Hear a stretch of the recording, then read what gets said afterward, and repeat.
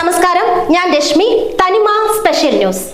കാട്ടാക്കട നിയോജക മണ്ഡലത്തെ സ്ത്രീ സൗഹൃദ മണ്ഡലമാക്കുന്നതിനായി നടപ്പിലാക്കി വരുന്ന ഒപ്പം പദ്ധതിയുടെ ഭാവി പ്രവർത്തനങ്ങൾ തീരുമാനിക്കുന്നതിനായി ശില്പശാല സംഘടിപ്പിച്ചു. വിളപ്പിൽശാല നൂലിയോട് സേവാ കേന്ദ്രത്തിൽ വെച്ച് നടന്ന ശില്പശാലയുടെ ഉദ്ഘാടനം IB സതീഷ് MLA നിർവഹിച്ചു.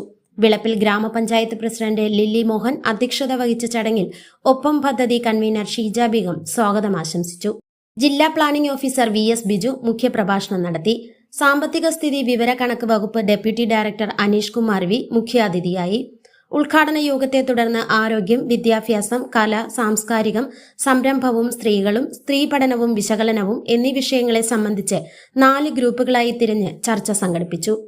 സ്ത്രീനീതി പരിരക്ഷിക്കുന്നതിന് തടസ്സം നിൽക്കുന്ന സാമൂഹ്യ സാഹചര്യങ്ങളെ പ്രതിരോധിച്ചുകൊണ്ടും മറികടന്നുകൊണ്ടും മുന്നോട്ടു പോകുന്നതിന് ആവശ്യമായ ശക്തിയും കരുത്തും കൈവരിക്കാൻ സ്ത്രീകളെ സജ്ജരാക്കുക എന്നതാണ് ഒപ്പം പദ്ധതിയുടെ 2ാം ഘട്ടത്തിന്റെ പ്രവർത്തനങ്ങളുടെ ലക്ഷ്യം.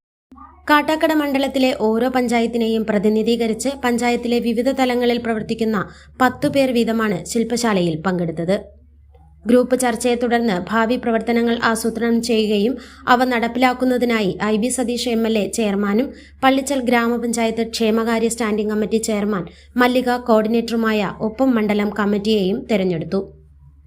ചർച്ചയിലൂടെ ആസൂത്രണം ചെയ്ത പ്രവർത്തനങ്ങൾ പ്രോജക്ട് രൂപേണ തയ്യാറാക്കി പഞ്ചായത്ത് അടിസ്ഥാനത്തിൽ നടപ്പിലാക്കാനാണ് തീരുമാനിച്ചിട്ടുള്ളതെന്ന് IB സതീഷ് MLA വിവിധ സർക്കാർ വകുപ്പുകളെ ഏകോപിപ്പിച്ച് ഒപ്പം പദ്ധതിയുടെ 2ാം ഘട്ടം സമഗ്രമായി നടത്തുന്നതിന് സഹായകരമാകും ഒപ്പം ശില്പശാല എന്നും ജില്ലാ പ്ലാനിംഗ് ഓഫീസർ VS ബിജു അഭിപ്രായപ്പെട്ടു.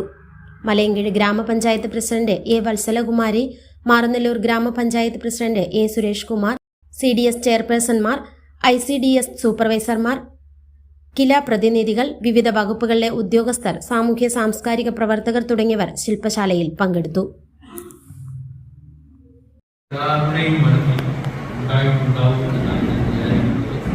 എത്രയും പെട്ടെന്ന് പോയാൽ മതി എന്ന് തോന്നുന്ന ആണെങ്കിലും ഉണ്ടാവും.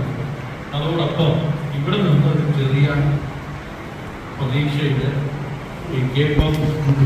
പ്രതീക്ഷയുടെ മുൻപത്തിലൊക്കെ പറയുന്നത് പോലെ ചിലർ ഇവിടെ നിന്ന് കിട്ടി എന്ന് വിചാരിക്കുന്നത്. ഇപ്പോൾ 4 ഗ്രൂപ്പുകളായി ചേർന്ന് നടത്തിയ ഈ 4 ഗ്രൂപ്പുകളും ഇവിടെ അവസാനിക്കുന്നു. ഈ 4 ഗ്രൂപ്പുകളും ഇപ്പോൾ വാട്സാപ്പ് ഗ്രൂപ്പുകളായി മാറി. എൻ്റെ നിർദ്ദേശം ഈ 4 സബ് ഗ്രൂപ്പുകളും നിരന്തരമായി ആശയവിനിമയം നടത്തും. അങ്ങനെ ഉണ്ടാവുന്ന ആശയവിനിമയത്തിന്റെ അടിസ്ഥാനത്തിൽ നമുക്ക് ഒരു കലണ്ടർ തയ്യാറാക്കാം. ഓരോ മാസവും ഓരോ ഇടത്ത് നടത്തേണ്ടത്. അങ്ങനെ ഇന്ന് വന്ന ആശയങ്ങൾ കടലാസിൽ മാത്രം കുറിക്കപ്പെട്ട ആശയങ്ങളായി അന്തരീക്ഷത്തിൽ അലിഞ്ഞു പോകാതെ നമ്മൾ ഇത് നടപ്പാക്കും എന്ന് തീരുമാനിക്കുന്നു എന്ന ഡിറ്റർമിനേഷൻ. അതാണ് ഇന്നത്തെ